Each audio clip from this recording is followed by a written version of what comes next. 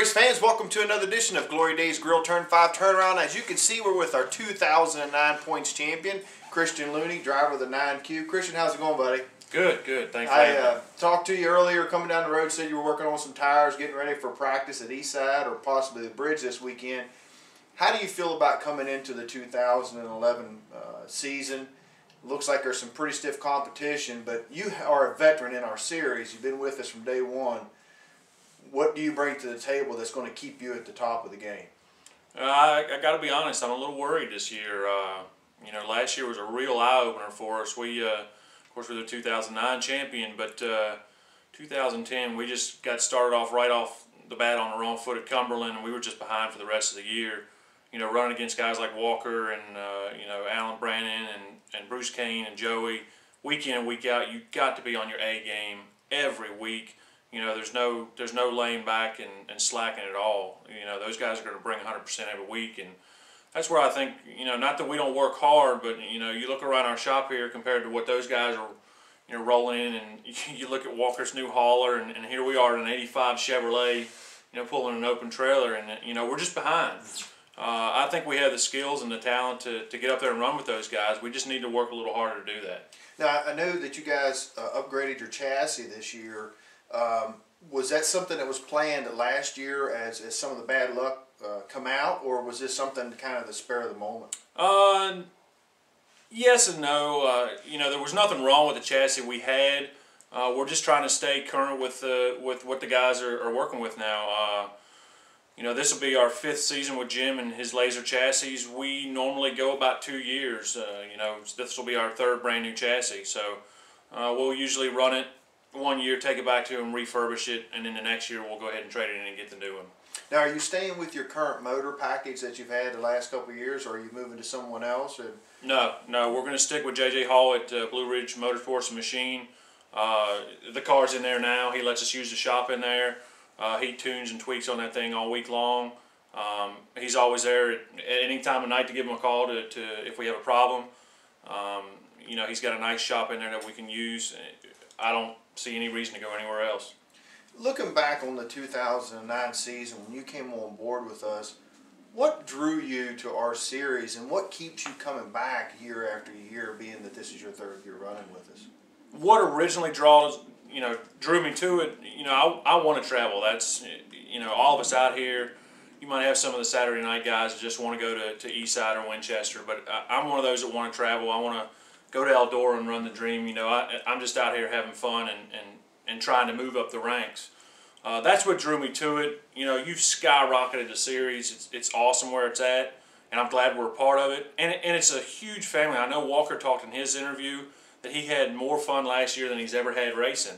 And I can't say that much because we had so much bad luck, and we had a lot of issues going on last year. But as far as family, your family, Mike and Sandy, Walter and his family, everybody that's there, we have become part of the family because we have been with you guys since day one. So I feel like we've kind of grown with you guys, been through the growing pains, and I like to think that we're, somewhat responsible for it.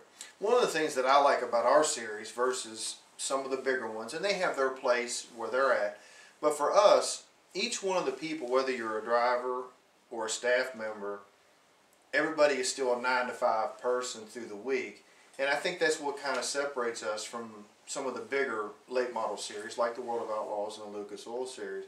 It does have a family feel to it. Do you ever think that we would get to the point where we would be too big to where we would lose that? I can see it happening. I don't see it happening within the next 2 or 3 years. It'll be really, really interesting to see what happens this year. As far as, we're going to have Booper on board. We already have Alan, which is a super driver.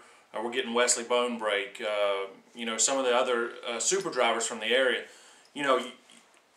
There was tell of a big race being put on down at Virginia Motor Speedway. If that would have went through, you're going to draw some big names. And I'm not, you got Bo Feathers. I mean, he's one of the best in the area on the East Coast.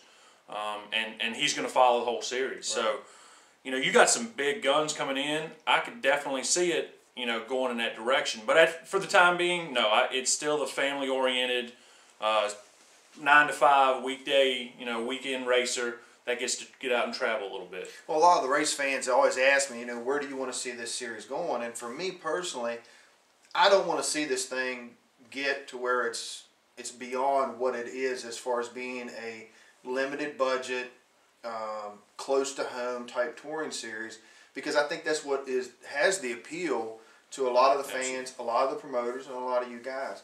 And I hear a lot of people say, they talk about the super late guys kind of stepping down. But when I talk to them, actually a lot of them feel like it's a step up for them because of the competition level that you've provided, Walker's provided. It forces them to step their game up because now they're not at their home track. They're traveling against other competition that is just as good of them, if not better. And so don't cut yourself short on that.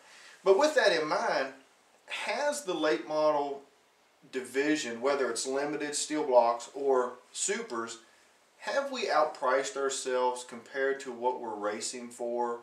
Have we? Let's face it, we're not going to make money at this. This is a hobby. Right. But have we gotten to the point where it's like, man, the rule packages out there are out of control. The shock packages, the tires, the chassis, everything has gone up. But have we outpriced ourselves to where the average worker cannot afford to do this anymore? On the super side, yes, I would say so. And I'd say that out of one side of my mouth. On the other side, we're getting to the point in steel blocks again. But it really doesn't matter what series you're running. If the rules are opened up enough, I can remember the price we paid for 4-cylinder motors back when we were running those. It was outrageous. Now we're into the steel block stuff, and guys can drop $25,000 or $30,000 on a steel block motor. You lose a motor or two, that's big time money. But I still think, and I know you have the statistics, and we've talked about it in the past, you can still come out, maybe not with a junkyard block, but a good solid 358 and run good. You might be a little behind at West Virginia, you might be a little bit behind at Cumberland. You go places like Eastside, Natural Bridge, Hagerstown, some of these tracks that get slicked off, you got just as good a chance as anybody else to win out there. When a lot of things that I hear from our drivers, because most of the tracks that we go to have a 358 rule. We allow bigger motors, but when you look at the statistics that we have from the years past, the bigger motors have not been the dominant force that they thought they would be, because we kind of give them a double whammy. They can only run up to a 750 CFM carburetor, and they got to weigh more. They got to weigh 100 pounds more. The weight is not so much a significant difference as it is the carburetor. That's where I hear a lot of guys, complain. But the series definitely is geared towards the 358 guys, and you'll see a lot of guys, if you look back through the history, if they were running a 358, they were at the top. Race fans, I know we're running out of time here for segment number 1. We're going to come back for segment number 2. I want to thank Christian. Bear with us. We want to thank Glory Days Grill for being a part of Turn 5 Turnaround. We'll be right back.